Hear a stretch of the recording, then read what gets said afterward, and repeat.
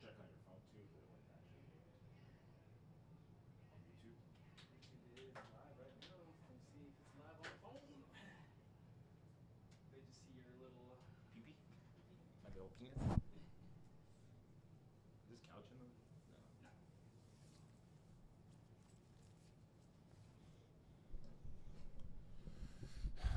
Live. Works. What's up, YouTube? This is Josh. We're going to wait for Rob Cunningham, our guest here. We're going to talk real estate. He's been in San Diego for about 20 years. I don't know which camera to look at. I'm just going to look at this one, right? Okay, I'm going to look at this one the entire time. But I think we have Mr. Cunningham in here now. We're live on YouTube, so don't say anything. Yeah, YouTube will spank you, okay?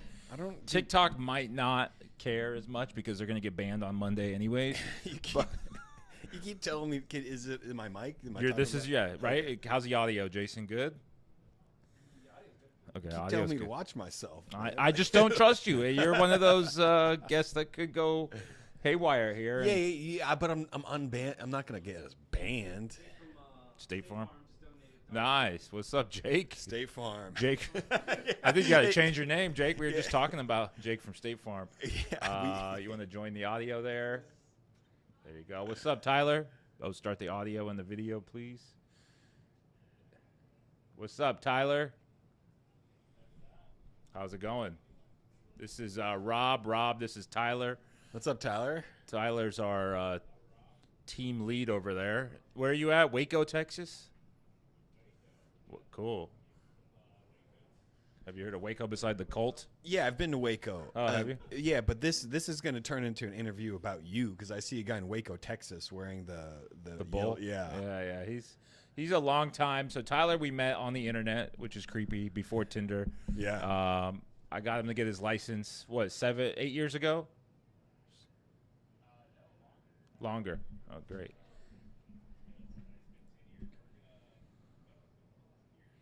Wow.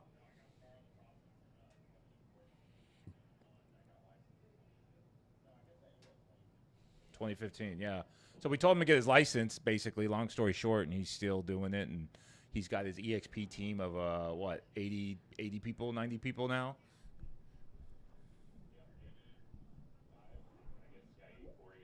Nice.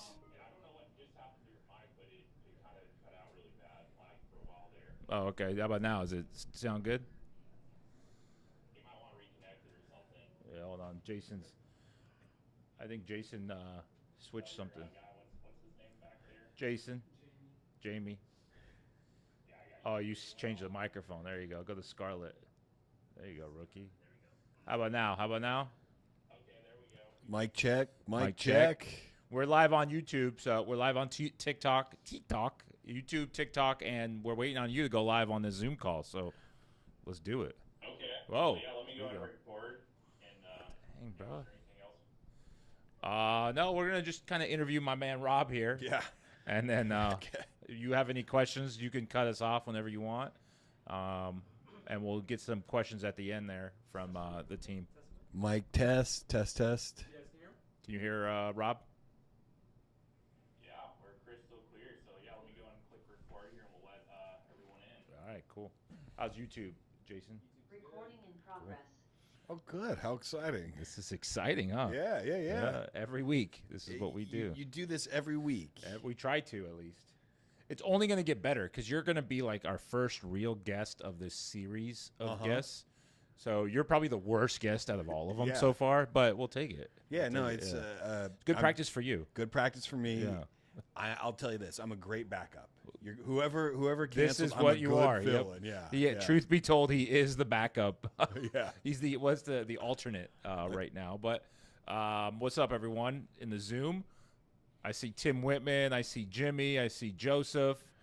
I see me and my boy Rob. Okay, we're gonna get started because we only have an hour. I have dinner reservations at Layla's. Have you been to Layla's? No, I don't go out anymore. Oh, really? At all? Yeah, Is I that- got my young kids. It's like, what am How I old are gonna your do? kids? I got a 1-year-old and a 4-year-old. Come on, dude. I'm taking the kids. What are you I know. talking I do. about? I do like to take them actually, but The 1-year-old's probably tough. she's great actually. The 4-year-old's more challenging. But anytime I go out, I'm just like, this service is so bad. It's I horrible. could have made this steak better Yeah, at yeah. home. Like, what's going on No, out yeah, here in the yeah. world? I So- feel you. I'm like that too. And then you get the bill, and you're like, oh, Yeah. I paid $200 for this steak. I guess I'm just getting old. It's Yeah, like things yeah. just aren't what they used to be. Yeah, you're getting old. But Layla's is like a cool Persian restaurant, and like it's got cool ambiance. And I want to I don't want to get a babysitter because a babysitter is $30 an hour. Yeah. In the suburbs. Mm-hmm. I don't know how much they are in the hood, but $30 an hour 30, yeah. adds up. You're out 4 hours. That's $120. Like, I'll just take the kids with me. Yeah. I'll deal with the consequences of them throwing food and getting stared at because I Well, want them it's- to enjoy it. And it's good for them, that exposure to nice places, Yeah, yeah. learning how to interact with the waiters, seeing how daddy handles himself. It's all good. Yeah, they're gonna want their iPads, and I'm not gonna give it to them, and then they're gonna throw a fit, and then so on. How old are your kids? My kids are 6.5 and 4. Okay, cool. So the 6.5 is an adult, basically, and the 4-year-old's getting to that adult stage. And so you have things going, because I know you here locally, you have things going on all over the country? First of all, this is our podcast to interview you, but yes, Yeah. we're all over the country. We're in every single state, multiple continents, right, Tyler? Yeah, I know Where's it's Tyler? There we go. Yeah, basically, I mean, three countries technically. I guess it's all North America at this point. Yeah. But yeah, Soon to be all United States. Too far. But yeah, we're everywhere. We lend nationwide. We do real estate nationwide. We fix and flip here in San Diego. I'd love to do it nationwide, but I don't trust too many people. Yeah. Yeah, But pretty dicey out there. yeah, we try to do everything.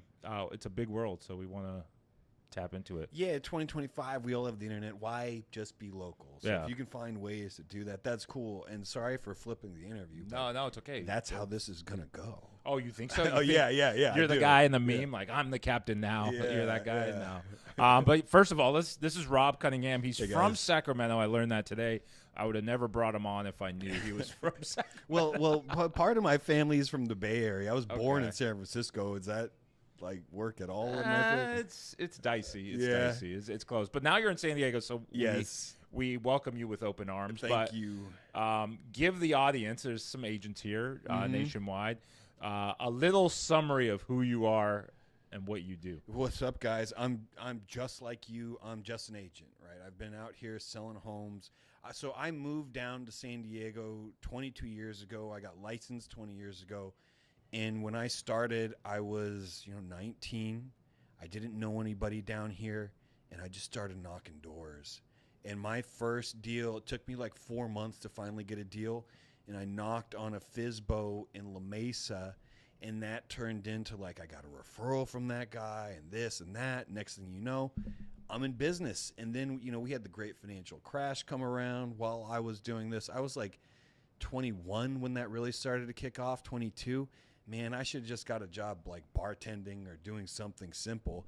But I stayed in the business because I saw the potential for what it can do for me.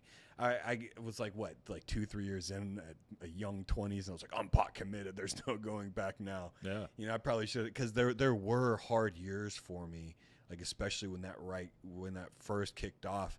Understandably so, because if I were a seller in a tumultuous market, I'd look at a 21-year-old and point to the door. I'd be like, get out of here, kid. But you know what? God bless the people that did hire me. And so, it's interesting that my first deal was a FISBO, because that is really how I've built my business over the years. And you think that's from door knocking and going out there and just Door getting your name out knocking, there? phone. I had it put to me like this by an old Mike Ferry coach. It's like, just do what you can to get out there and see the people, so you get in practice and being in front of the people. Yeah. And so I'd just call a FISBO and preview the FISBO. Like, just go by, see what's going on. Are you cooperating? This and that. Back when they, cooperating was a question, and just see what's going on. And being out there enough, I developed the confidence to start, interjecting value propositions throughout the appointment setting process or the getting to know them process, and really like converting them a little bit more easily. I kind of like joke, like all these people will call for sale by owner, and they hard sell them. They're doing their job, my job for me, because by the time me and the for sale by owner connect and I'm laid back, I just want to come see the place. It's not a big deal. Oh, by the way, Mr. Seller, I'm not saying I can, but if it turned out that I could handle the job for you and put more money in your pocket at the close of escrow, is that something that, I don't know, you might consider? I mean, would you? Yeah, something that simple. Yeah, and I don't know if this is the case, but I do know that I've done it for lots of people over the years, and I see the potential here. Like, so if when I come out and take a look, do you think I can, like, if that looks like a possibility, should I share it with you, or should I just keep it to myself? Yeah, yeah. And then you said for sale by owners. I mean, Tyler, correct me if I'm wrong, are FSBOs popular now still? I know San Diego, they're few and far between, but Tyler, do you see any in Texas? If the team wants to respond in the chat there, do you guys see any where you're at? I know we're in Ohio, Indiana, and New York. Tyler, what do you think? Are they? I mean, the big markets for sure, like, you know, big populations. I'm in a smaller area, so there's not as many out here, but like in big markets like Dallas, San Antonio, they're gonna consistently see new FSBOs because some people, I think, just want to start there at the end of the day. You know, I think there's a certain mentality of people, that go, like, a lot of times it's people that just were rubbed wrong by an agent at one point or another, and, you know, that's kind of their go-to path when they're, you know, either wanting to test the waters with the sell or otherwise. But yeah, it's very much a real thing. I don't really see those going anywhere anytime soon. Yeah, that's awesome. I don't see many in San Diego. I haven't seen one in, say, a month or two. Dude, I think you sent me one. I probably did. They're not as abundant as they once were. Yeah. I remember, like, I'd come into the office, there'd be like 4 new FSBOs a day. Now, if I'm hunting, I find one a week, and I'm getting in front of them. So I think it was like 2012. I was like, oh man, like I was going through my review at the end of the year. I was like, okay, I spent like 3 hours a day working expireds, and like 20% of my business was expireds, and I would just call like a couple FSBOs a day, and 50% of my business came from for sale by owners. Why don't I switch the efforts? And then when the whole COVID thing happened and things started going crazy, which is another story in itself, I kind of went through I had to adjust again because there was no for sale by owners. And if there was a for sale by owner, they could sell because there was just nothing else to choose from. Yeah. Even if they were leaving money on the table, and they were leaving money on the table, because you have to understand that an agent, a good agent that's going to market the property, you are for sure going to make up your commission by getting a better price. And if you don't know that to be the case, you should go sell insurance policies. But that's in fact the case. And so anyways, so when 2020, like mid 2020 rolled around, there's not as many FSBOs available to work. Now I have to adjust again. Fortunately, I had, 15 years of past clients and relationships developed. And now, I still do. So, like, I got a FSBO coming up next week. And I'm putting one in escrow hopefully today. We'll see what they say. Which is a referral from a FSBO, from a past client FSBO. And then I have another one that we're putting on the market, a referral from a past client FSBO. So fortunately, I was able to transition into more of a referral-based model. That's awesome. So let's walk through, I guess, for all the agents. There's some agents who are brand new. There's some who are, say, 2 months in, and some who are 10 years in. Mm-hmm. You said, hey, you're getting a lot of referrals. How do you keep track of it? Do you have CRMs? Like, what are your systems that you have in place? So let's just start over. You go on Zillow.com, you see a for sale by owner, and then what? Like, I call them. You call them, and then do you plug them into a CRM at all, or no? No, When do they go to us? Do you have a CRM? For a FSBO, a FSBO is going to make it to my CRM after closing. But like up front, like, they're going to make a decision quick, and they're top of mind. Yeah. Like, I know my FSBO leads right now. They're in my head. I can tell, yeah. Yeah, I can leave and text them. Like, hey, did you end up getting under contract? Like, I don't want to be pushy, but I could have been done with it by now. Yeah. And then, so they close, then they get into your CRM, and then you maintain the relationship. Yeah, I maintain the relationship, and I haven't done a great job of that, over the past, 18 years. But your whole career, my whole career. But I've definitely, especially like seeing how it's transitioned, I've been making more of an effort until I finally do have the CRM, which was weird because I had like Gmail, my iPhone, Facebook, like all these other things where I had people, and I downloaded all these lists from them. I was trying to figure out how I can get them all into uniform shape so I can put them into one top producer. Yeah. You know how I did it? Oh. You'd think I just had to go through and like write each one out manually. $30, Chat GPT. Really? Uploaded all of them, give it the same format, boom. Boom. Like I had to do it a couple times, but it took me 15 minutes. It was incredible. Yeah, that's one of the topics I wanted to touch on is how easy it is now with ChatGPT and for sale by owners and scripts and so on and so on. But we'll talk about that in a couple minutes. So they get into your CRM, you maintain them, and now you're getting referrals left and right. Where it doesn't sound like you're as organized as some of these people online preach. Like, I hate the guy who's like, you got to use your CRM daily and this and that. But I started using mine more and more, and it does help to a certain extent. But we're the type of guys who like to go. Like, if it's hot, it's fresh, it's on the top of our list, we're going to close it. I'm not nurturing a lead for 9 months. Are you? I'm handing that off to a team member. I haven't been, but that's my biggest money leak right now is walking into the office in the morning and be like, oh, I need to call the fresh expireds, instead of being like, okay, I need to contact 5 past clients or 10 past clients, because that's where where it is for me right now. And so, like, you're right. I'm not as organized as I should be, and I'm not one of those guys that's like, oh, you got to work your CRM. But I am one of those guys that's like, you got to work your CRM. I just am in the process of implementing it now. Yeah. And then what's your team makeup? Is it just you? Do you have an assistant? Do you have a VA? Or I don't have a VA. It's me. My wife handles the back end because she's an agent too. She's been doing it 19 years. And then a transaction coordinator. That's it. Real slim, yeah. Just you two. And you do the sales, basically. Right, I'm on the front showings, end, all that stuff. And she just handles the paperwork and closing and CRM maybe stuff. Yep. That's cool. Yeah. And you said you met your wife at a Mike Ferry. So you're a big Mike Ferry guy. I said, hey, how about Tom? And you're like, I don't really care for Tom. It's not that I don't care for him. It's that I've never been. And when I went and saw Mike, like, he just broke it down so logically. It made so much sense. I was like, okay, like, this guy has something to say. He obviously has a track record. Now, knowing what I know now, 20 years later, because I got starstruck in 2006 at my first Superstar retreat. What's a Superstar retreat? Like a big event in Palm with Desert. Mike Ferry? With Mike Ferry and thousands of agents. And this was like at the peak back then. So it was crazy. Like top producers walking around in white suits. Yeah. People acting like celebrities. It was the craziest thing I'd ever seen.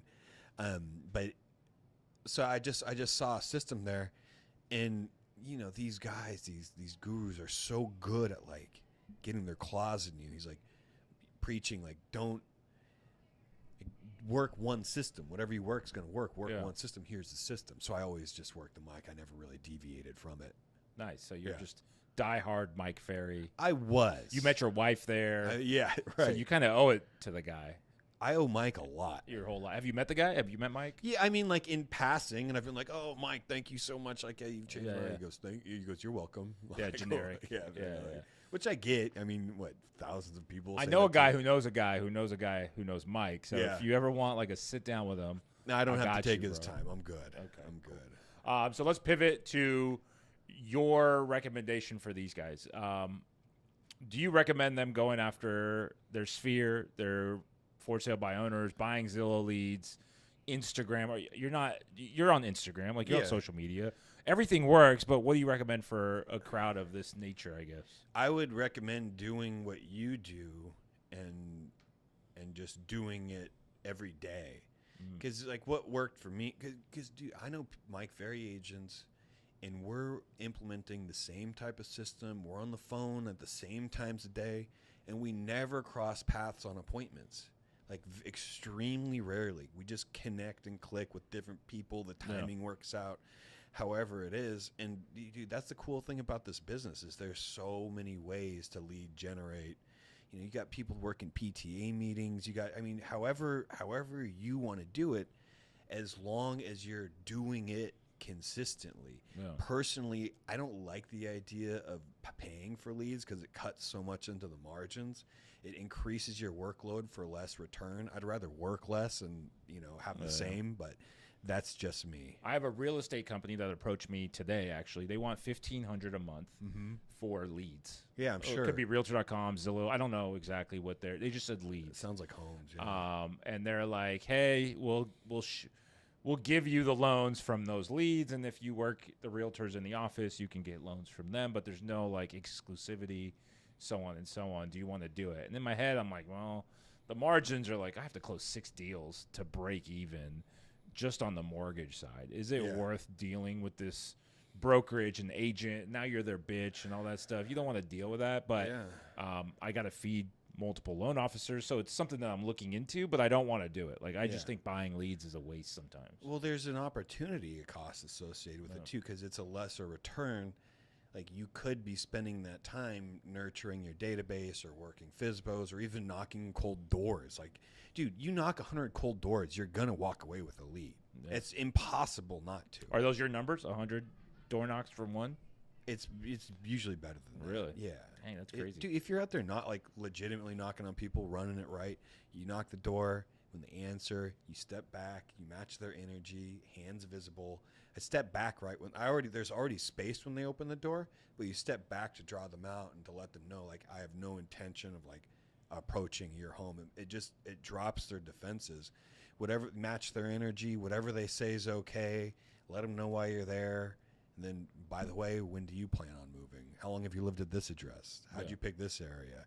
If you were to move, where would you go next? And when would that be? Yeah. Are people? Do you ask about neighbors and stuff like that? Any neighbors might be moving? People usually volunteer, but I try to keep it focused on them. Yeah, and then I still don't see success in door knocking with the people I know that door knock. Mm-hmm. They door knock neighborhoods every single day, and they don't get anything. I'm like, dude, just get on the phones. Cold calling might be more beneficial for you. Yeah, the phones are great, so you just like mix it up depending. But is there an area you target, like when you door knock? Is there a specific turnover around my properties?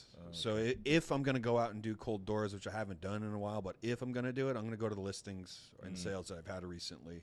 You're not just picking a neighborhood. I'm not just picking a neighborhood and going up and be like, hey, I'm a real estate agent. Yeah. And I go, hey, I'm Rob, Centric 21. I just sold your neighbor's house over at 123 Mary Street. We closed at $600,000. I know once one home sells in an area, usually 2 or 3 sell right away. So I wanted to find out, when do you plan on moving? They always go never. A couple rapport building questions. Well, if you were to move, when would that be? Yeah. Well, probably Texas this summer. Okay, great. And so, obviously it can take 3 to 6 months to get a home sold. Did you want to start selling at that time, or did you want to be sold by then? Damn. Yeah. That's good. You guys take notes? Anybody? Nobody? Yeah, don't. Notes. Yeah. Okay. Oh wow, there's actually people on here. There's a lot of people on here. We don't mess around on these live streams, dude. Because it's my first time looking at the screen. He just over looked up. Yeah. He just blacked out. He's like Will Ferrell in that one movie. But you come from a fitness background, so this whole thing was like getting healthy in your real estate career title. I mean, but you have a 6-pack, right? You're official. Yeah. Your body fat's probably like what, 12%, 7%? What's your body? I'm fat? under 10 right now. Under 10 Yeah. at 40 years old. That's pretty good. 40. Yeah. I'm under 30. Perfect. I'm killing it, bro. No, dude, you Killing look it. great. I see the arms coming The out arms and are all there, that. but Yeah, the yeah. rest gotta cut back on the beers. I think that's what it is. That will take you out. And I have a real advantage with that because I used to drink. I used to love drinking, but it turns out I'm an alcoholic. Oh, perfect. So I don't drink anymore At all. At all. Really? Ever. No wine, no nothing. Nothing. So what do you like? Is fitness your thing? Like this is your drug, fitness? It's kind of turned into a little bit of an addiction, which I'll take. Yeah. It could be worse. But like when nighttime comes around, in order to relax, I've been reading like a Carl Jung book. Wow, did not see that coming. Freud, you know who he is? Yeah, no, I did not see that coming. Yeah, Oh, but like I read stuff. Oh, bro, I get into it. I'm like deep into history and esoteric stuff and like whatever I can like find to. I told him I was Egyptian when I first met. I don't know how it got brought up, and he's like, how do you think the pyramids were made? I'm like, bro, relax. I just met you like 10 seconds ago. But that makes more sense. Yeah, it makes a lot more sense. Yeah. Right? He was like, it's the bees. It's the vibration, the sounds. I'm like, all right, man, I believe you. Don't hurt me. They built the pyramids with harmonics. See? Dude. Yeah. There it is. You heard it here first. Ancient technology, yeah. That's how we get famous, is by all that. So you read. You go deep into reading and history. Yeah, I read. I like research. And that really came out of me in COVID. And I'm sorry if you're super serious about COVID, but I didn't think it was serious at all. I like how people call it like in COVID. Like it was just 2020, guys. Like It was 5 years ago, but yeah, that dude. So COVID comes around. I liked lifting weights at the time. I played sports in high school. I liked lifting weights and all that. COVID comes around, and it's like, okay, I'll give them their 2 weeks or whatever. The 2 weeks rolls around. I'm just kind of sitting here like, and in this 2 weeks of me going ballistic on the internet, like reading what about these death stats in Italy? This, that, da, da, da. Okay, so this is nothing I need to be concerned with. Okay, everyone's sitting around talking about eating Uber Eats. I'm not going to do that because I'm a strong contrarian. Like, I think a lot of my beliefs are just based on the edginess of them. But I'm sitting there. I'm like, you know what? I'm gonna go get. I've never been fully ripped. I'm gonna go get fully ripped during COVID when everybody else is just sitting around doing the nothing. opposite. Yeah. So I found the contrarian. So I found a gym that would let me work out there, and like, okay, so you track your foods like this. You do this. You do this, and next thing you know, you start losing weight. And So that was 5 years ago. yeah, so it's you 5 weren't years like ago. ripped. No, before this that. happened at 35. Oh yeah. wow, Yeah, that's awesome. But that COVID, I took the turn south during COVID. yeah. But I wasn't sitting around. I didn't believe anything out there either, I guess. Depends on who's asking. Yeah. But I would be going out. I had a gym at the time. Like I was a co-signer on a gym. So I had access to a gym. We would work out every day. We would train every single day. Like I had a sauna. I did all that stuff, but there's still 12 other hours in the day. Yeah. And so Yep. I would start drinking at 4 p.m., 3 p.m., just finished all my work. Loans were popping. I was stressed out. Oh yeah. And so I would just crack open a bottle of wine or a beer, and I would just start drinking at 3 o'clock, 12 o'clock sometimes. And that adds up in nature, and that's when everything started just turning south for me. I got an injury, stopped running for a little bit, stopped lifting hard, and then all of a sudden I'm up 20 pounds. Yeah. And I'm like, damn, that came quick, Mr. COVID. But you were the opposite. Yeah, I basically. did the opposite because Yeah. I always liked lifting weights. I did a pseudo strength training program, Yeah. self-taught. With my 20s through mid 30s, and that came out. I was like, you know what? I'm actually gonna do this, and bro, it changed everything for me. Nice. That's good. That was really because I had been sober at 5 years at that point. I had made peace with my spirituality. I'd done all that, but that was really the missing piece for me. the fitness aspect of it. And I know it sounds so vain. It's Yeah. okay, great. I look in the mirror and okay, great. I'm super strong for my age. Okay, great.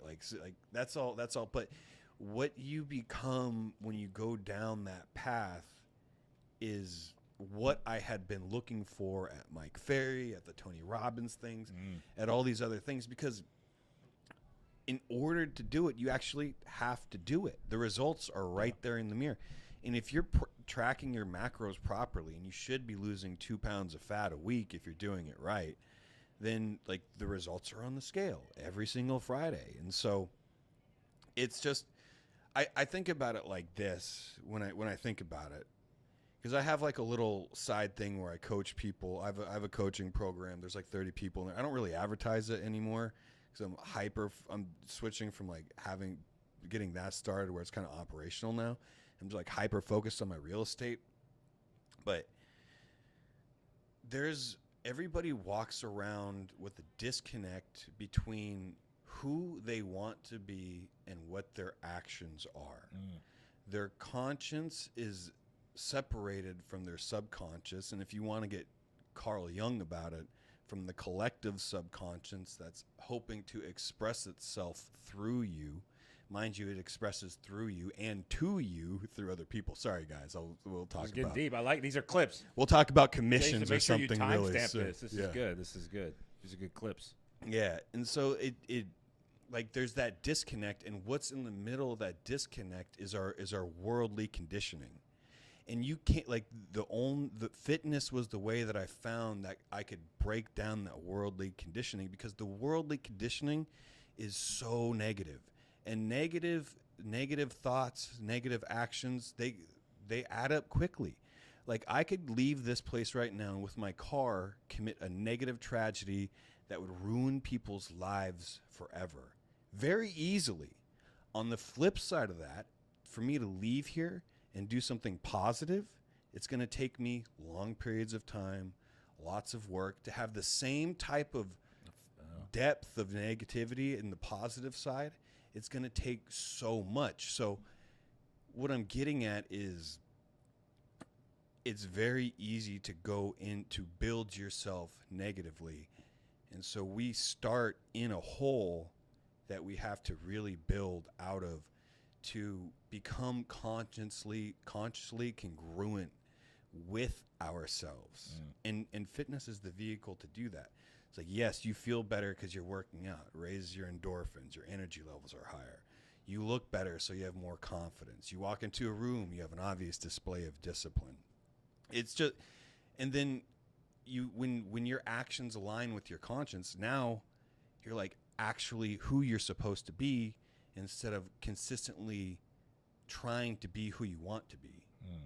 And so that energy resonates differently with the for sale by owner as opposed to some like 30-year-old kid who just can't wait to get out of here so he can go meet his friends at happy hour. Yeah.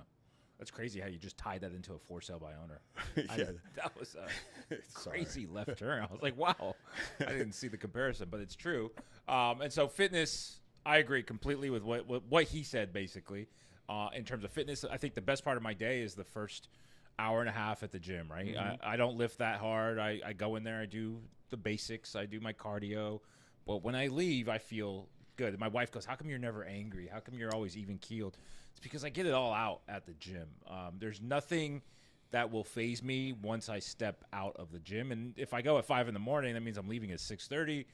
After 6:30, nothing can touch me. Between 4 and 5, that's kind of when I get aggravated, like right before the gym. Yeah. But once I'm in there, it's all focused on the gym. And I think pushing that towards the business side of it, I think that's why I'm at least decently successful with business, is because I have some sort of discipline that guides me through. But I can't push myself to get into 7% body shape, body fat, right? If you think that you can, or if you think that you can't, you're right. But I love food, dude. I love food more than you, bro. No, there's no way. There's a way. No. There's a way.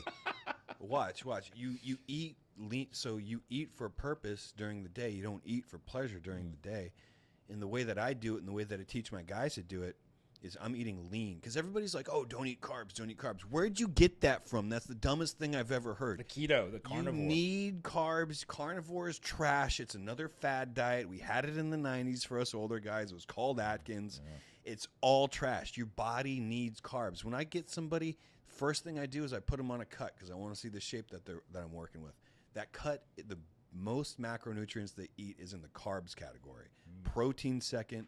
We eliminate dietary fats because dietary fats are so calorically dense. We can eliminate the fats. We can safely have a large caloric deficit. And when you're in a caloric deficit, or when you're in a fat deficit, where does your body go for the needed macronutrient of fat? Does it go muscle or carbs? The stores hanging right off your body. We all have that macronutrient right here. And so if you're in the deficit, that's what's going to go. So the key is to look at the fats, is what you're saying, the beginning. I think so. Yeah. But I can eat lean all day. I can have egg whites for breakfast, chicken breast for lunch, a protein shake for a snack, some other stuff. When I come home, I've had 10 grams of fat throughout the day. I can eat whatever I want. It will all fit the macros at that point. Yeah. So you can still enjoy your food if you have the understanding of how to work it. And alcohol is just a killer. It's not. You don't drink, so you don't have to worry about it. But I go to social events, real estate events. I like wine. I'm not a wine connoisseur, but I like to drink some wine. Yeah, I used to love wine. I used to love whiskey. I know one time I left a wedding in Mexico. Everybody was trash, and this is when I was like newly sober.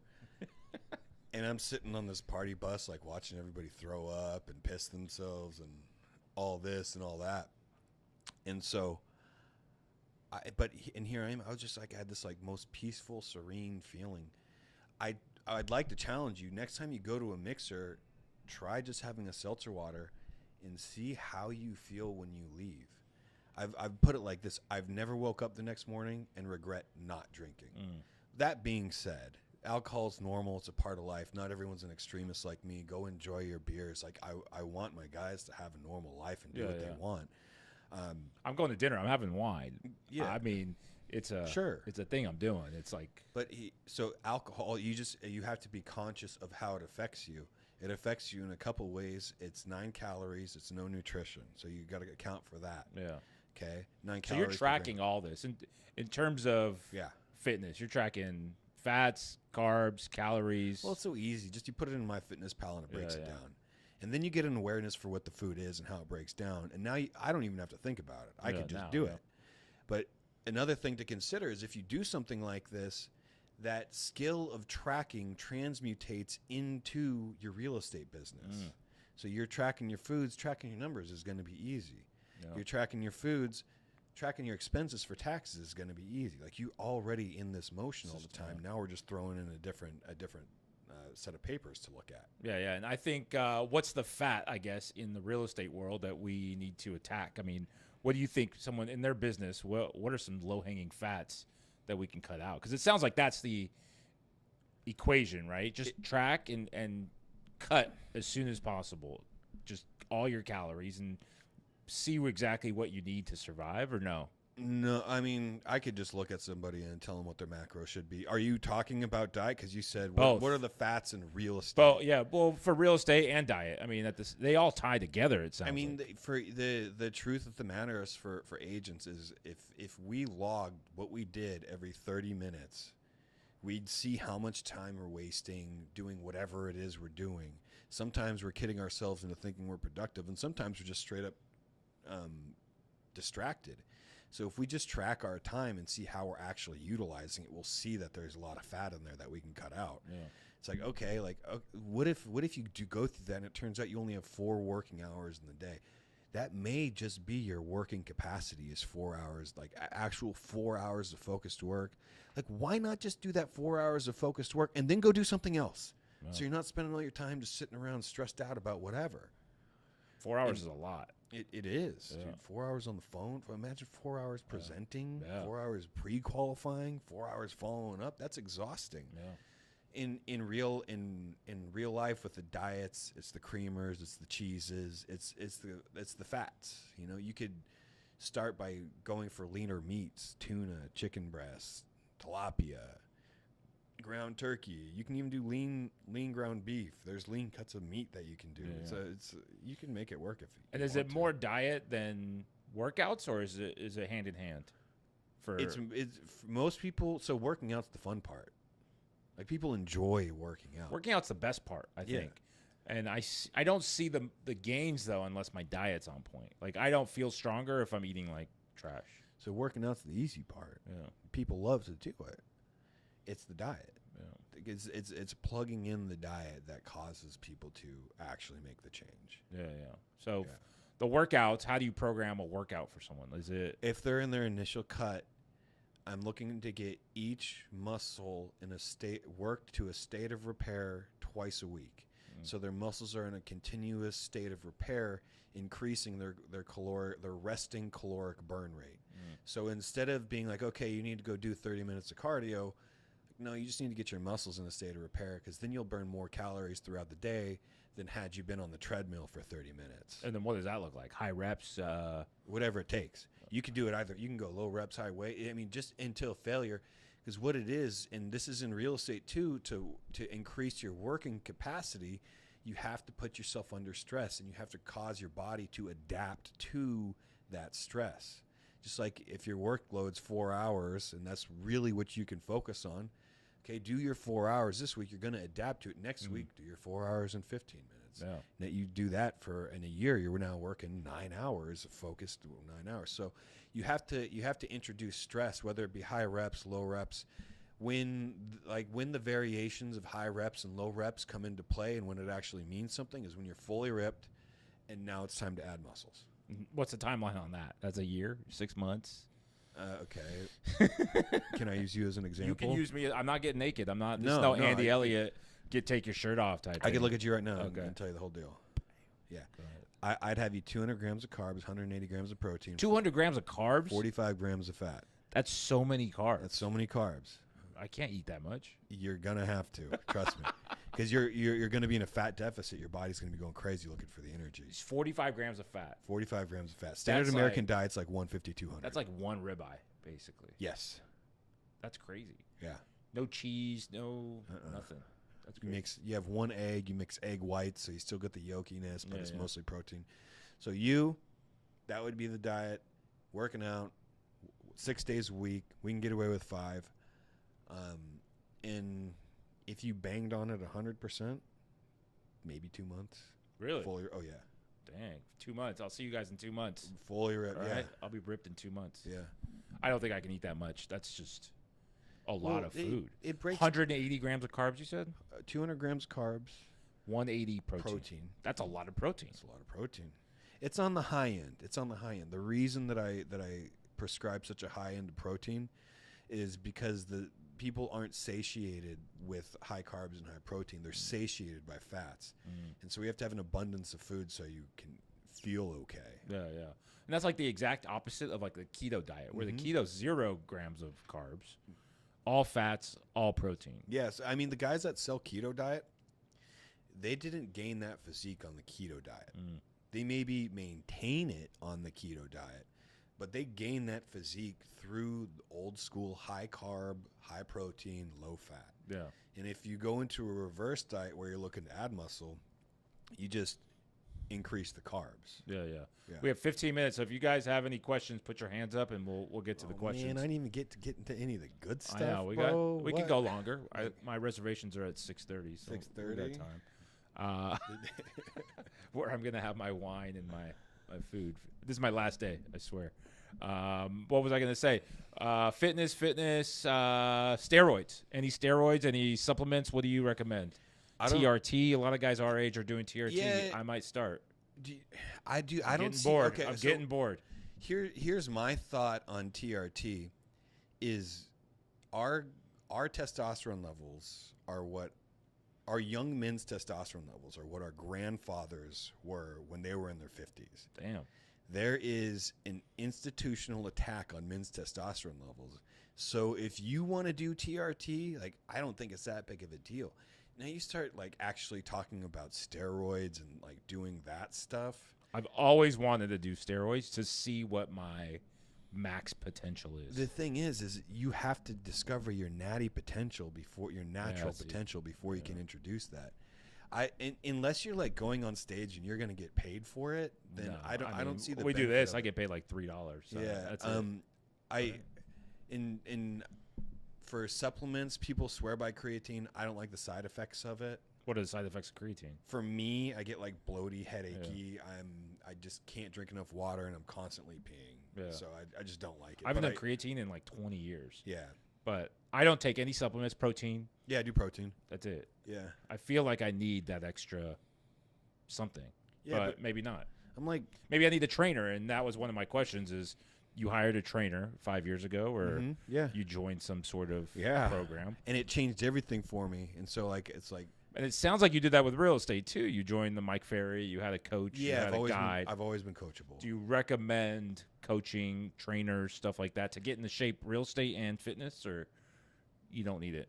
I'm a firm believer of coaches. Me too. I've always had them, and I do. I always have mentors. I always have coaches since I was like 21.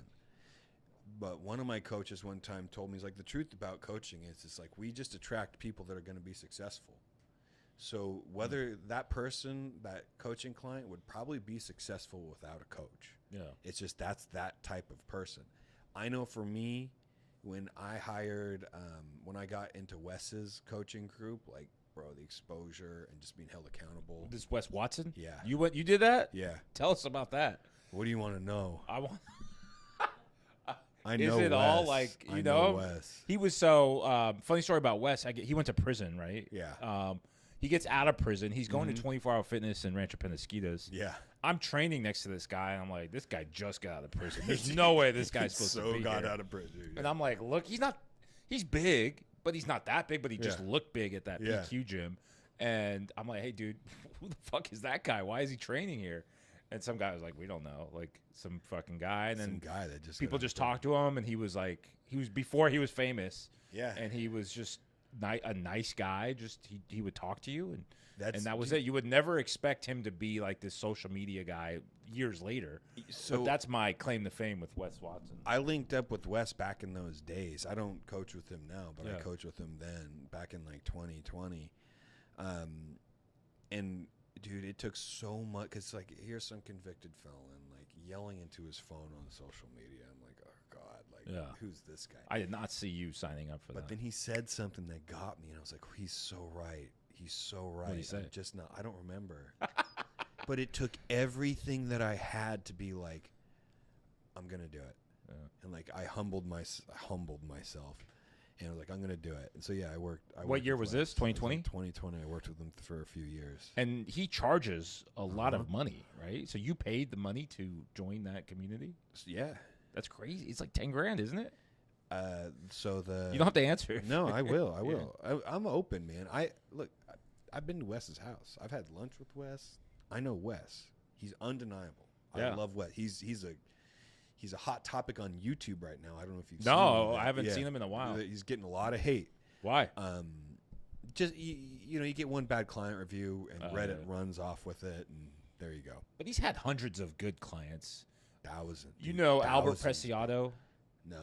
He's friends with Wes. Oh yeah. I know He's who you're a talking mortgage about. guy. Yeah. I did a couple interviews with him, and he loves Wes. Like Yeah. they would hang out all the time, and he had nothing bad to say. And Albert's pretty honest for the most part, and so he loved Wes. So it was like $300 a month when I was just doing fitness, and then I rolled over into the business coaching, and it was Nice. $2,500 a month. 2,500. That's Yeah. not bad. Yeah. Yeah, that's I mean, dude, it paid for itself right away. yeah, that's doable. I thought it was like 10 grand. Like some of these Pace Morbies in real estate. I don't know if you've seen him. He's like a sub 2 guy. He charges like 20 grand, 15 grand a year or something, and it's not bad. Oh, that was $2,500 a month.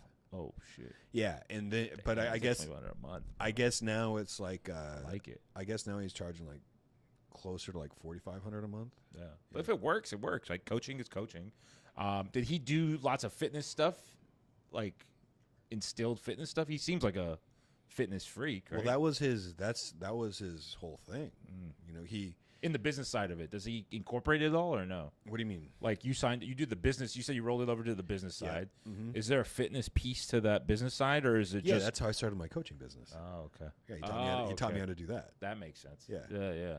And it works. Yeah, Yeah. yeah. That's awesome. I made my money back from it right away. Really? Yeah, That's crazy. yeah. That's wow, cool. So coaching is key, basically. I think so. Yeah. I've always subscribed to it. I've always had a coach. I Yeah. mean, dude, my mentor now, guy is super laser focused. He crushes it. He has no money going out, just money coming in. The guy doesn't have a coach. Never has. Who can you share who your mentor is, or how'd you find him at least? Yeah, he works at my office. It's Century 21. Yeah. Scott who? It's Todd Romano. I've never heard of him. The guy just he's under the radar, bro. You don't even low. I just can't believe you work at a Century 21. That's like old school That's carpet, so old school. fax bro. machines. I got the gold jacket in the car. Yeah, that's crazy. That's Yeah. super old school. Why Century 21? Like as opposed to some of these other brokerages. It's the most well-known name in real estate. Still to this day, You got Debatable? Go out to anywhere, talk to a boomer a boomer. Yes. who has money, Yeah. who's selling. I think Century 21 was the first office I worked at. Yeah. In El Cajon or La Mesa. Oh, you were at the award. Yeah. Yeah. That's like old school. Yeah. Like I don't even think it's there anymore, but Yeah. it was carpet. You had to dress up, suit, tie. Like you're not going in there with basketball shorts and a t-shirt. Like I mean, I rolled in there like this today. today, this Yeah. is 20 years ago. Yeah. But 20 years ago, I was wearing a tie every day anyways. Yeah. I think we all were 20 Yeah. years ago. Then we gradually get comfortable. Yeah, you have to earn your way out of a tie. Yeah, I but- mean, I still do wear a tie. Do you? I Yeah. haven't worn a tie since 19, 18. First impression. Like, I want people to know that I take it seriously. Yeah. Yeah. I don't want people to know that. Yeah. This is what you see is what you get, bro. Yeah. Okay, don't put me on this high standard pedestal. This is what you get. So you work at Century 21, but like, have you ever explored any other brokerages, or I understand their value proposition. and what's their value proposition Which one? at Century 21? No, yeah. What's the value proposition at Century 21? I have an office. Okay. I have legal backup. That's crazy. I don't have to think of anything. I can just focus on my production. I don't have to scurry around to find an office. I don't have to lease an office. I don't have to maintain printers and fax machines. I don't have to pay desk rent to Keller Williams. I don't, like. How about like the EXP model? Most of these guys are EXP. Yeah, I love the EXP model, and if I had that capacity I love EXP. I like Real too, and I know people there that do really well. Dude, they came on the scene and just crushed it. I like that model a lot, but now it's like you're either joining a team for office space, or now I got to go rent an office, and I got to manage that, and I got to do this, and I got to do that, and it's just, God bless you if you have that capacity. And I suppose, like, I wouldn't want to limit myself. I just haven't wanted to do that. Yeah. And so Century 21 is the only brokerage you've ever been with, or no? No. Okay. Where'd No. you start? Realty Executives. Dang, you're getting real old. Realty Executives. Yeah. That's really old. Realty Executives is where I started. I did. You did 2 years there. I did a few years there. I did Berkshire Hathaway for a while. Ago.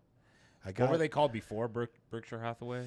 I forgot. Sotheby's? Prudential. No, Prudential. That's what it is. Yeah, and then That's old school. I did Remax. Remax. Wow. Yeah, That's super old school. yeah, that was old school. I got recruited by Keller Williams, and they flew me out to Austin. Nice. And I went out there, and we were all excited. I was going to go join the Carmel Valley office, and bro, I was partying in Austin, and I was young. And we get back on the plane, and they rescinded their, like, the office manager comes up to me on the plane. Because you party too hard? Oh yeah, Oh, man. because I was out like doing my thing. I was like, oh, I'm here in Austin. I'm gonna go crush it. Yeah, yeah. I was out doing my thing in Austin. Like, I wasn't hanging out with a team or anything. I Yeah, was yeah. just like, Just party. yeah. And they said no thanks. Yeah. I said, hey, can we have the key card back? Yeah. I That's was like, crazy. Yeah, Must have sure. done some crazy shit. No, not really. I mean, I probably like smelled like a brewery when they Yeah, saw that's me. fine. They got good beer out there. Yeah. I might go Friday, actually, if I can get a flight to go beer tasting. Well, now I start my diet tomorrow. Damn. See? That's a problem. But basically, my point is, how do these guys pick a real estate office? It seems like you went through 5 or 6 companies before you were like, hey, Century 21 is... Well, And you're still kind of like, okay, we'll see what happens. yeah. I mean, I'm always like, we'll see what happens. Yeah. I'm not married to any idea. Technically, for now, you're married.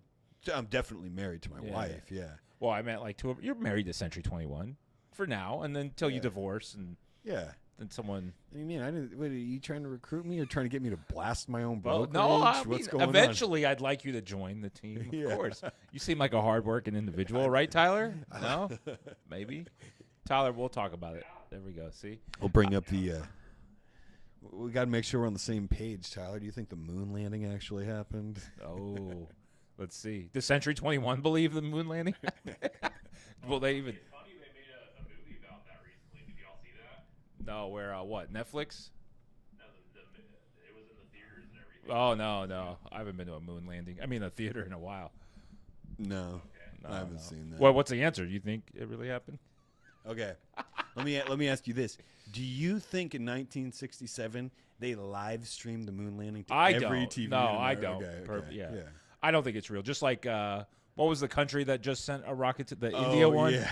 And it looks so shitty. You're like, that's not real. So okay, let's say, and this kind of ties back to like the fitness and freeing yourself from your conditioning. It's like, let's say it didn't happen, and every country was in on it, and like, oh, congratulate everybody. The countries that were at war at the time, everybody was in on it.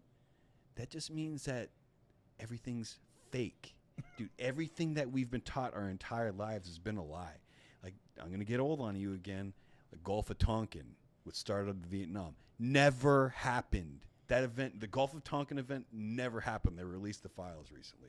There was no weapons of mass destruction in Iraq or wherever.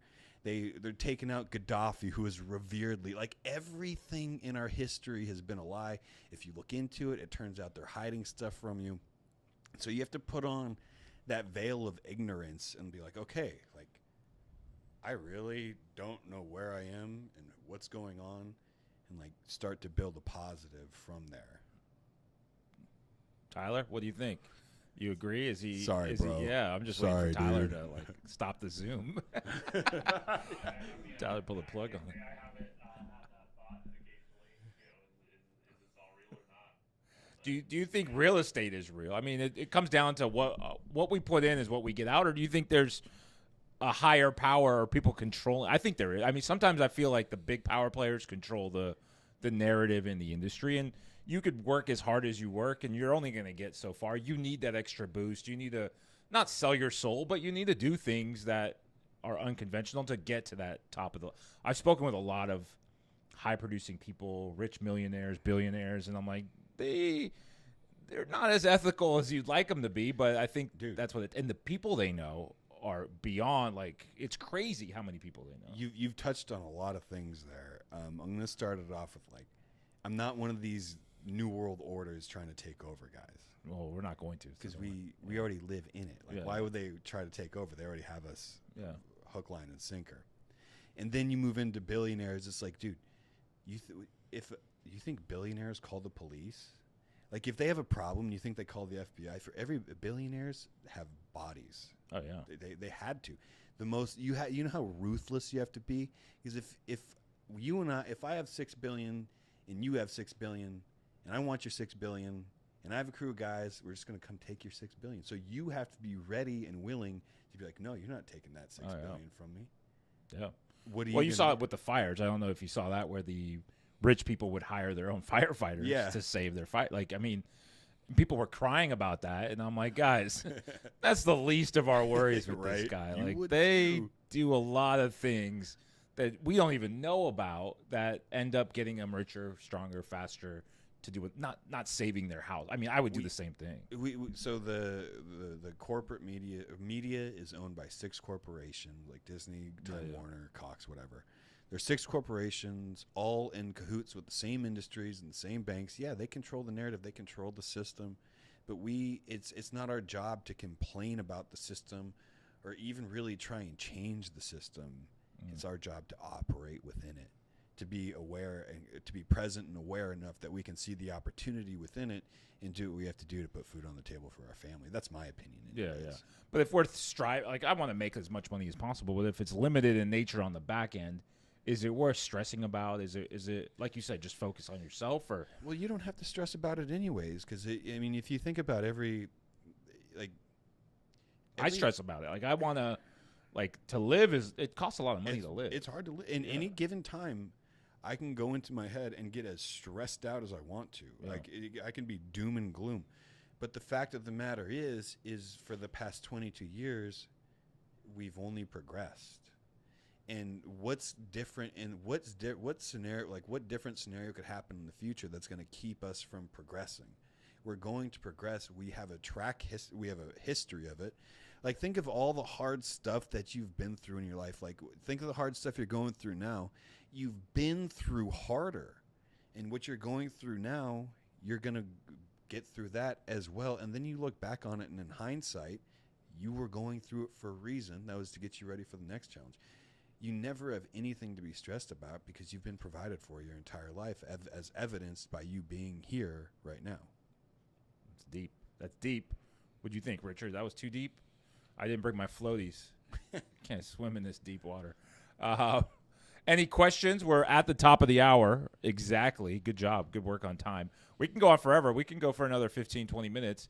What did you want to touch on? Anything? I know you wanted to touch on stuff. Like, did you have? We're good. You're good. You sure?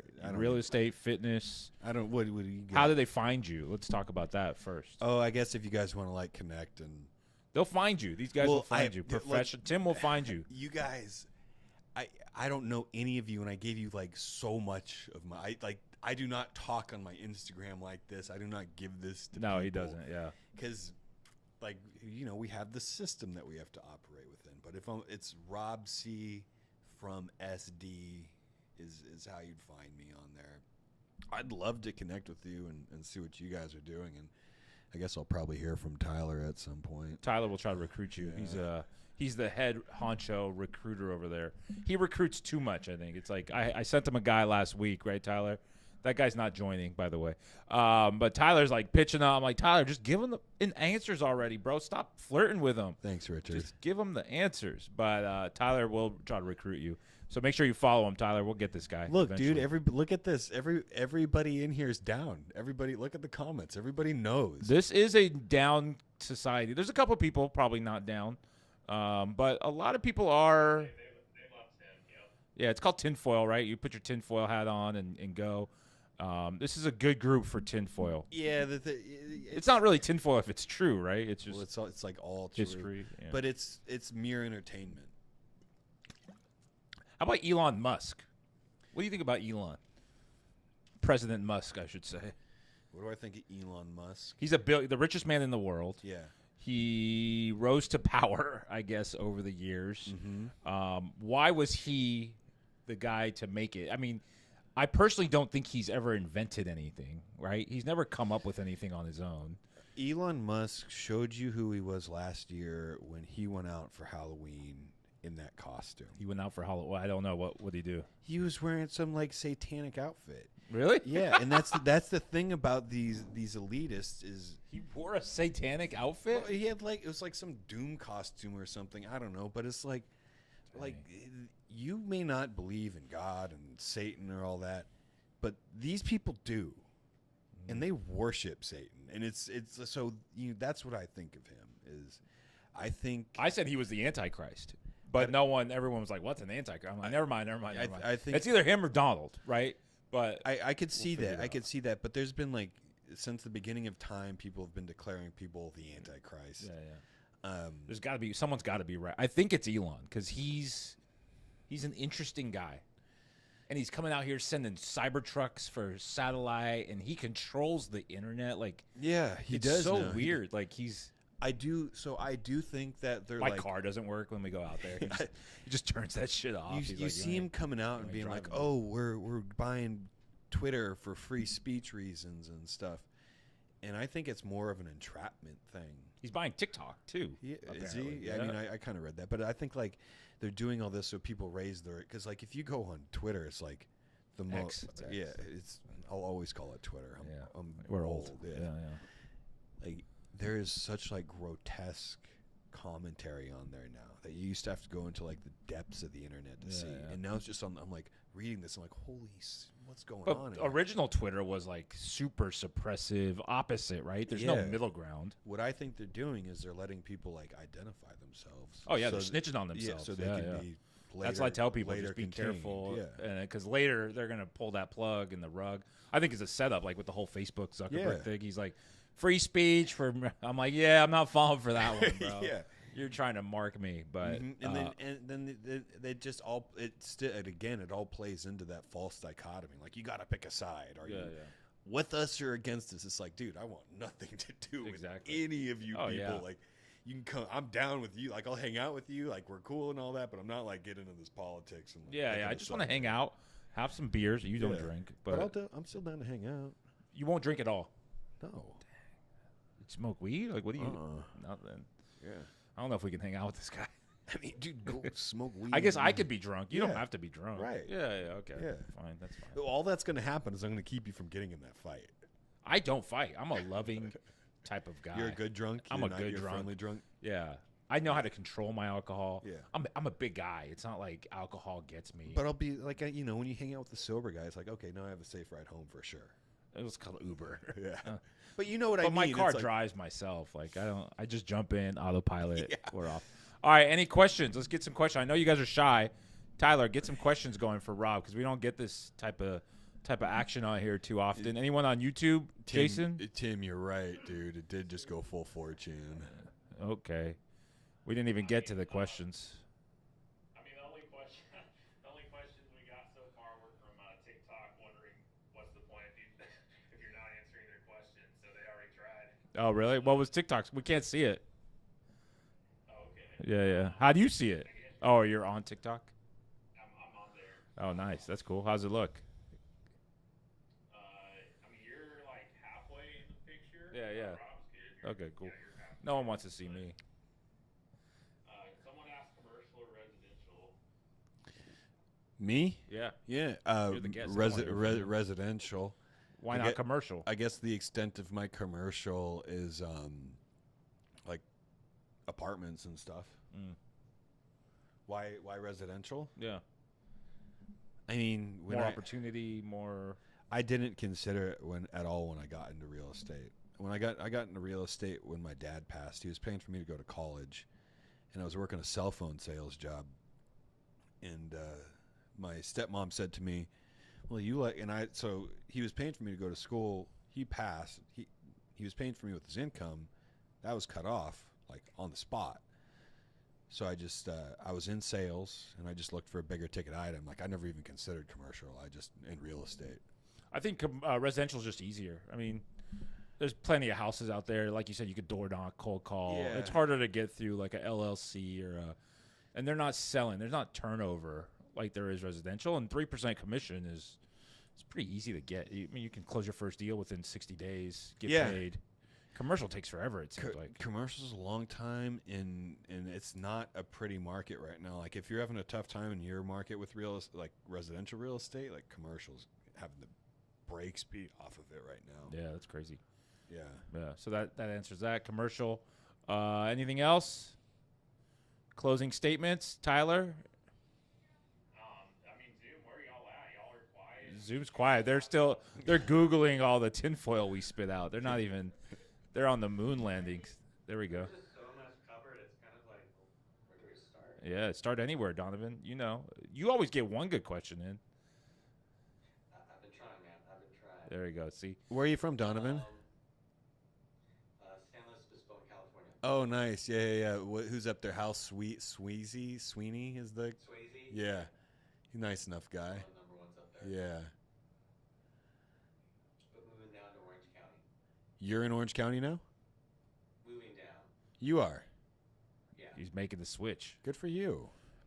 Anna Marie, go ahead with your question. Hi there. I just want to ask, when you started out, what did you find was the most difficult when you started out? Door knocking? Because that's what I'm doing at the moment, and it's been quite a challenge. What's the challenging part for you?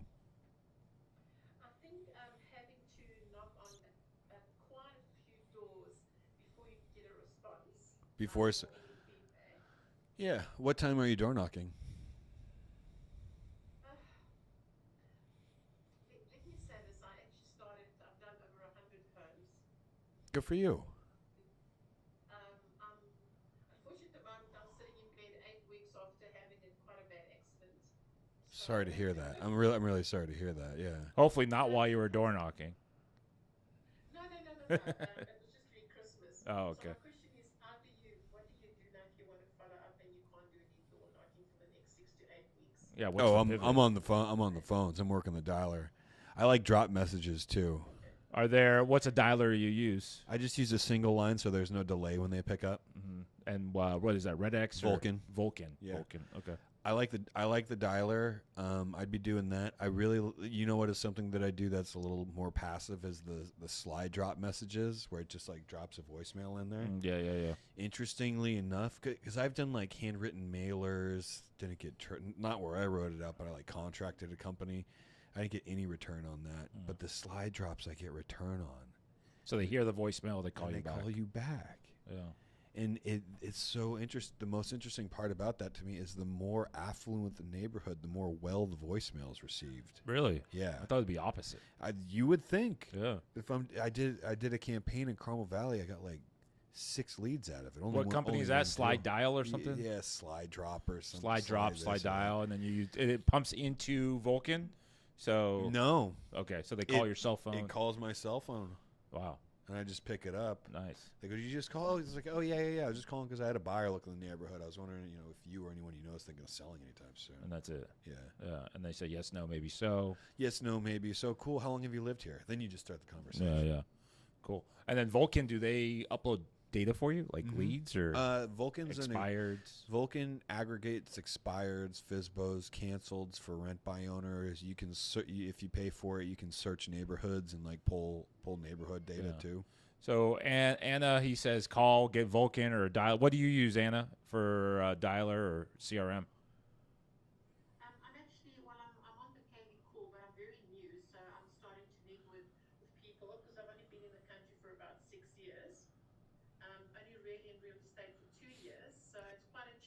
How many people do you Last know? year. How many people do you know right now?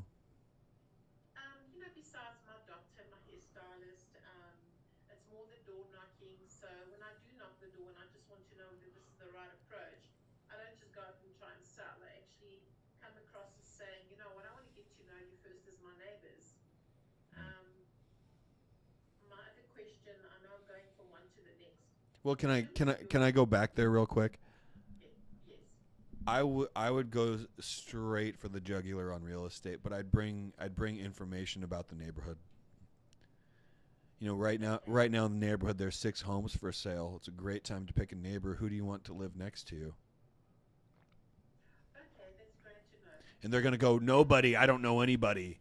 You go, "Cool. I really appreciate you taking the time to think about that. Tell me, how long have you lived at this address?" And now you're in a conversation. And whatever they do is fine.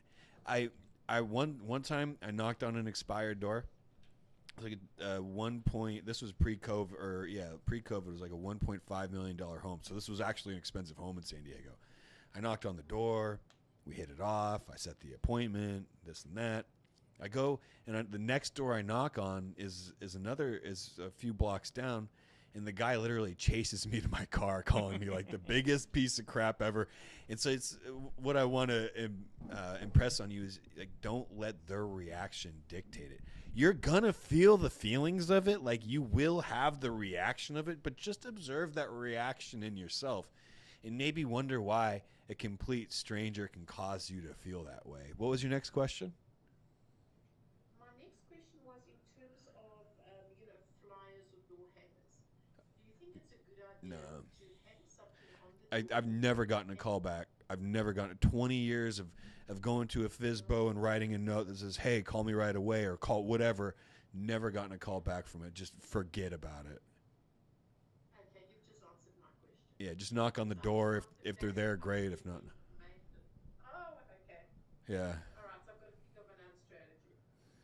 Yeah, I mean, if you are like farming the area and being consistent about it, that may do something for you. But I've always just kept moving. And she can basically virtual door knock. I mean, she can call these people, right, with her injury or whatever, and Yeah, just call people. Call people. It's like, "Hey, I'm Anna with EXP.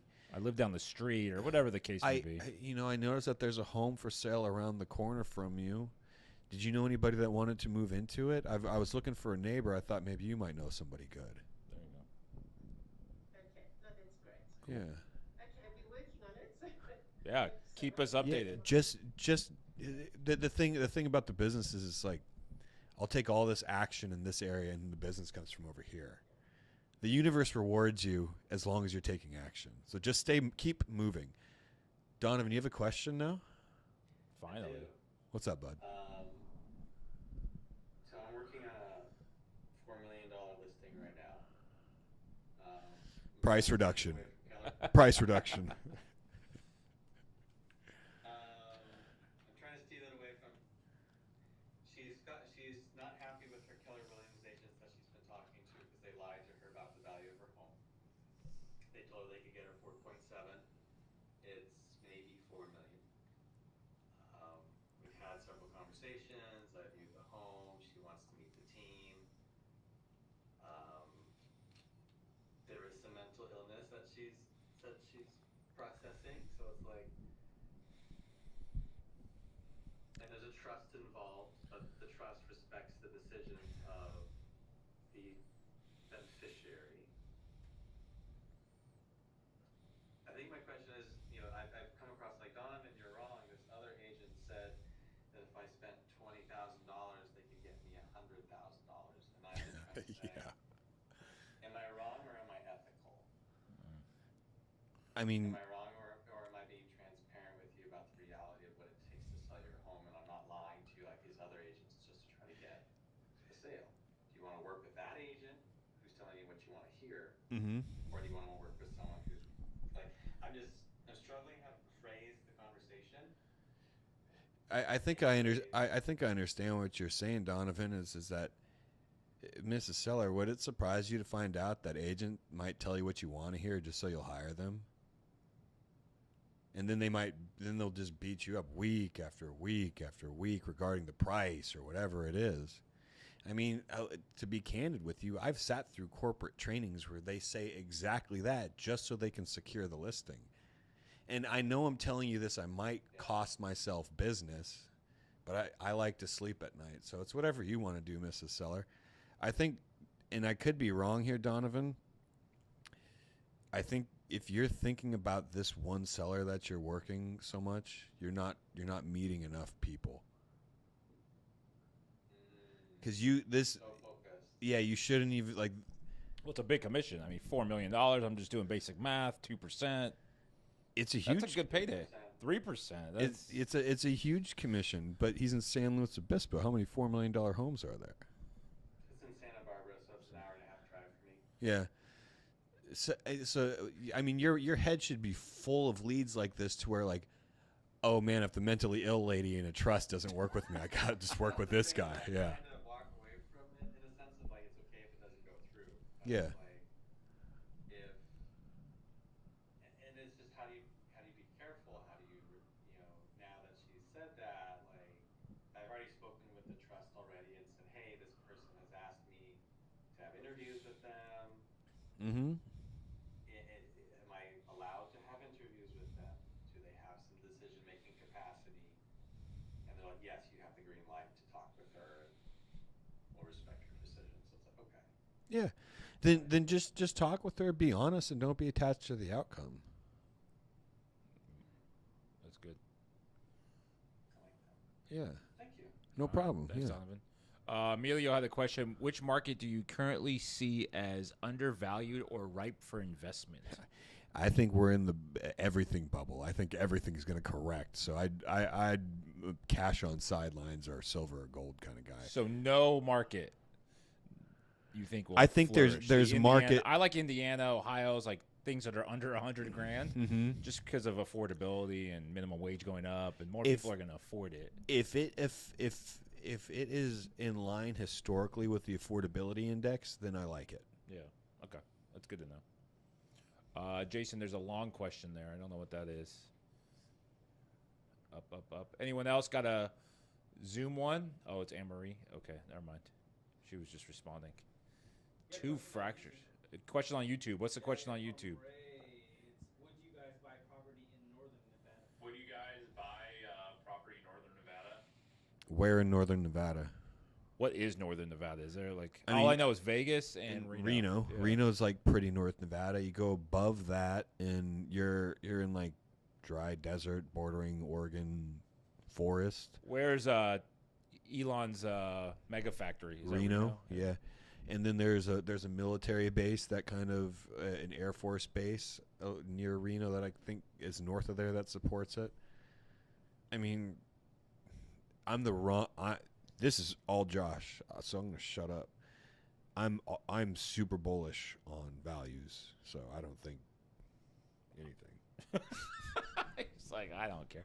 I just think there needs to be more to the question, YouTube. So what was it, Ray? Ray, what are you buying for? I mean, do you have cash tied up? Is it 1031? Or are you looking for Lake Tahoe? Is it going to be an Airbnb? Probably wouldn't do Airbnb depending on the jurisdictions. Like there's a lot of questions, Ray, that we probably need, but it depends on the individual, right? It's case by case. No matter where the market is, people have to move and shake their money. So depending on what your goal is, Ray, I would say do it if you find properties at the right value, right? If you can get something off market 50% off, I mean, it's not even a question. Just do it, right? But if you're paying market value, you're having bidding wars, I would say, hey, hold off maybe another year or two.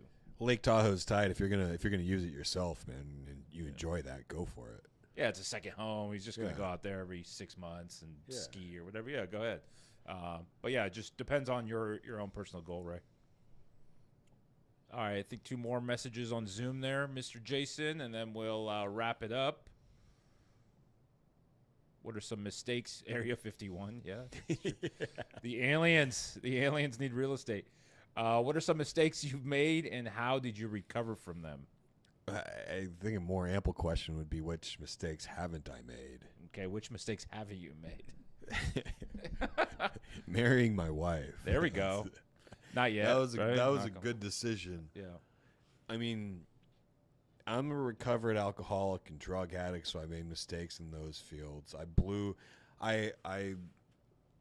When I first got sober, I had to clear up hundreds of thousands of dollars of debt, tax debt. So I made mistakes in that field. Amen. One day at a time. Amen.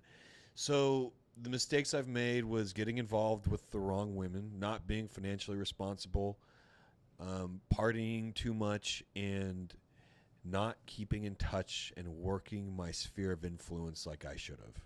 So don't make the mistake of neglecting your sphere of influence. The people you know, they love you, they like you, they want to see you be supported. Just call them. And just be straight with them. Like, hey, we're 2025. I'm going to tell you how it is. The market's tough out here, and I have big goals, and I want you to help me achieve them. They want to see you win. So, but I don't want this to be one-way street. Like, tell me about your goals. How can I help you? Yeah. Who is it, Emilio? Yeah. He keeps. I don't think he's got a video on or a mic. He likes to type. I like it, Emilio. How do you see technology changing the real estate landscape? That was one of my questions. AI and how to kind of. It seems like you use ChatGPT for your spreadsheet and all that stuff. What else? I use ChatGPT all the time.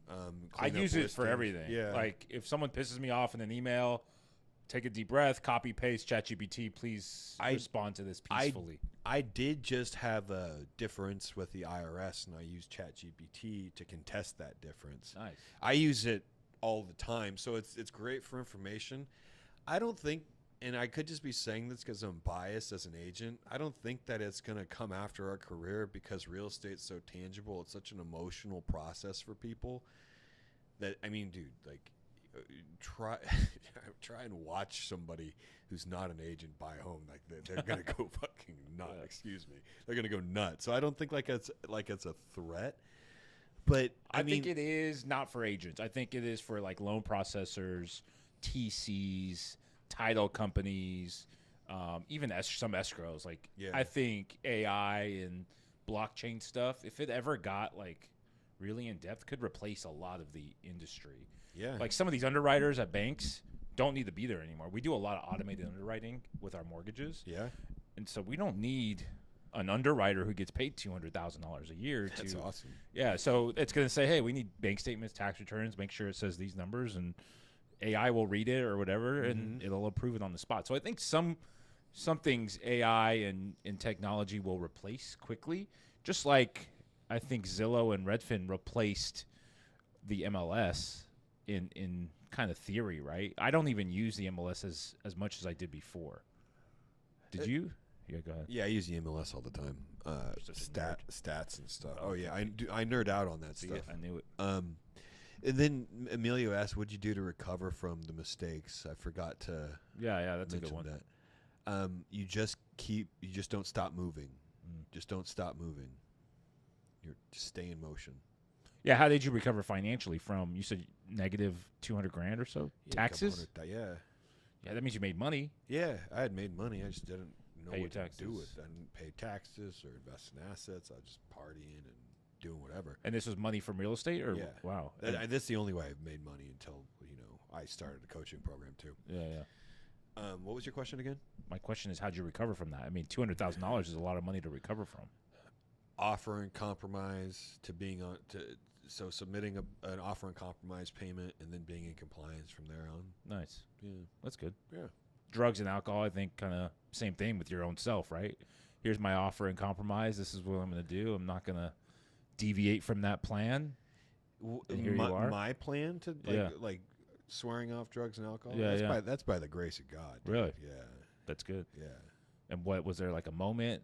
There's usually a moment, right, where we're getting deep here. You need to flow these now. I've had a moment. Yeah. Like when did I know it? Like when did it hit you that I had a problem? Yeah. I know the moment. I was really into opiates and like oxys. I'd take oxys and go work 12 hours. I'd like work the phones. I'd do whatever. Because you're satisfied. Like I didn't need to go do this or that, or like I was completely satisfied. I could work being satisfied with the drugs. And my tolerance eventually outgrew my dealer. And they're like, dude, we don't have any more. I was like, okay, I'll go bad. Give me the harder stuff. And so I was here in Mission Valley in my Remax in the parking lot of my Remax office, freebasing heroin. Jeez. Sorry. No, it's good. It's good. It's good.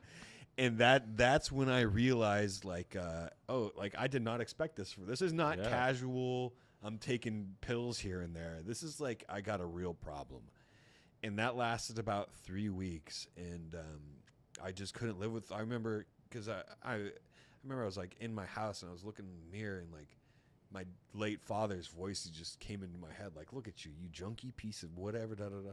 I was like, I can't do like I never saw this for myself. I was never one to get in trouble. And I called my wife at the time when we were dating. I was like, I got a problem. I'm a drug addict. And she didn't know. No, she had no idea. Oh, wow. Yeah. That's crazy. Yeah. How'd you hide it from her? I mean, I guess. Dude, when you're drug sneaky, addict. bro. Yeah. Yeah. I wasn't stealing from people. I had plenty of money. Like it was all, I was working. Like I had money coming. I was doing deals, like whatever. And so I told her, and I was like, I'm going to go to this little town in Central California and withdraw this and detox this, and I'm going to come back and we'll see what happens. And so I didn't know about like rehabs, and I didn't know about detox centers or whatever. So I just went to this Motel 8 in Lone Pine, California, which is at the base of the Sierra Nevadas, Mount Whitney. And I just spent 4 days in this motel room, not sleeping or eating. By yourself? Yeah, just being sick. Did you Google that or like? Well, no, that's not what you're supposed to do. Really? Yeah. Then why'd you do it? I didn't know what to You do. didn't It's know. like I knew if I was here and I was in pain. You're away from everything. Yeah, else, I could have found something that would have made me feel better. And so I was like, I'm just gonna go deal with it. And so I went up. That's tough. Yeah, it was crazy.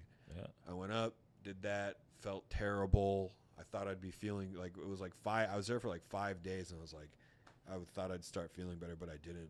I felt terrible 5 days later, and I was like, I guess this is how it is now. And I was like, I'm going home. And so I went to the skate park, skated, came home, and just learned how to live without it. That's awesome. It took like 6 months before I got a full night's sleep again. Really? Yeah. But when you came home, no more drugs, no more. No, Yeah. no, I never relapsed or anything. That's awesome. Well, it was weird because I thought like I had just had like a run-in with drugs. And I was like, I'm just like, just don't do drugs. Like, this is going to be great. I'm going to go back. I'm going to have a normal life. I'm going to get beers with my boys. And I'm like, hold on, dude. Like, hold on. Like, you just stopped taking, you are literally in the midst of acute withdrawals. And you're thinking about having beers with your boys. You're an alcoholic, too. We're done here. Yeah. We're done. That's crazy. Yeah. And do you think your friend circle was to blame for some of that, or what? My friends had no idea. No one had any clue. No one had any Just idea. you and your drug dealer. Just me and my drug dealer. This is the only person that knew. That's nuts. Yeah. You're just a functioning. Highly functional drug addict. Yes. That's amazing. Yeah. Crazy. Sorry, I'm in shock. The hard pain to walk away from. Blessings, brother. They're all in support. I like it. Real story, real estate. Yep. Thank you, Tim. All right. Anything else? It's hard to end on that, but we're gonna have to. It's time to go. Yeah. Let's end on it. I have a beautiful. Yeah, thanks for having me. I have a beautiful wife and kids now. I have no desires to go back to my old way. Like I feel so blessed, and I'm so happy to be here with Josh. There we go. I like it. Like I saw him on Instagram, and he was like actually funny. One of my biggest pet peeves is agent social media, and I just cringe at it all day. And then I saw Josh, and the dude's like actually funny, and he has like good skits, and he has humility to him, and you know, no matter like just keep moving, bro, and it's all gonna work out. And if you think it's over, it's not. It's just getting you ready for what's next, which is a bigger responsibility. I like it. Yeah, we met on Instagram. That's how we got here. So I appreciate your time. Follow him on Instagram if you haven't already. Oh, you're not on YouTube yet, right? No. No, I have a YouTube, but it's like all my videos are private because they're for my coaching clients. But I have some that are up there. Nice. And if they want to reach you for coaching, just go on Instagram, figure it out. What do you charge per month? Do we share that now, or is it part of your sales? Dude, I'm not here trying to sell anybody coaching. It's all right. These guys need it, right? I mean, it's just my boys. These are my boys. All these guys are mine and girls. And Yeah, Tim, that's the right one. But no, I'm not trying to sell anybody coaching. Like my thing now is like I got such a good group in there. Like they're solid, they do it. Like if you want it, like you really want it, you can hit me up. I want it probably in like a week. Yeah, like yeah. I got a couple things. Yeah, I we're gotta- always getting ready breweries to and- get going, yeah. and then once that happens, dinner this tonight, comes up. and then Yeah. Austin on Friday, and then maybe dinner on Saturday. So maybe Monday. Whenever, dude. Like, look. Here's what's gonna happen is you're gonna be doing some shit, and you're like, "Fuck, Rob talked about that." You're just gonna I ought to pop hit him. up. Yeah, Yeah. I ought to hit him up. Yeah, I planted like 12 seeds. There you and go. I like it. I like it. yeah. Just water him soil. All right. Well, you guys got the link for his Instagram. Hit him up. At least give him a follow. Worst case scenario, you don't have to get in shape if you don't want to, like me. Any last words? Just keep moving from Rob is his motto. We should get that on a shirt. Just stay in motion. Can Yeah. I get that trademarked? Yeah. You make the shirt. All right. Deal. Shirt's coming soon. I follow back. I'm not trying to be a celebrity. I like people. You are so now. yeah. You're Oh yeah. It's over. All these guys are going to blast you. All Thanks right, guys. for having me. We'll see Thanks you for having me. next week. Stay in motion. Later.